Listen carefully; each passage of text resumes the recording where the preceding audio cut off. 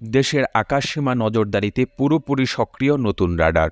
দেশের আকাশে চলাচলরত উড়োজাহাজের গতিবিধির উপর নজরদারি করতে বহুল প্রতীক্ষিত রাডার স্থাপন প্রকল্পের কাজ দ্রুত এগিয়ে চলেছে হজরত শাহজালাল আন্তর্জাতিক বিমানবন্দরে। কাজ সম্পূর্ণ শেষ না হলেও বিমান চলাচলের ক্ষেত্রে এখন এই রাডার দিয়ে আকাশ পরীক্ষামূলকভাবে নজরদারি করা হচ্ছে।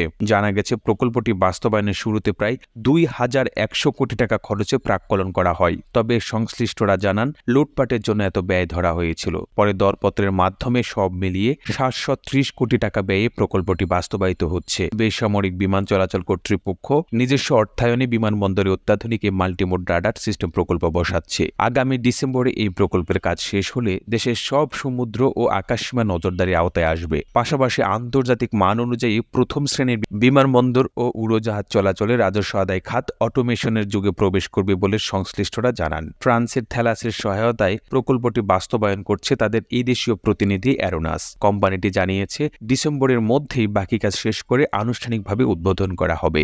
এই ব্যাপারে প্রকল্প পরিচালক নাসরিন সুলতানা জানান, প্রকল্পটির প্রায় ৯০% কাজ শেষ হয়েছে।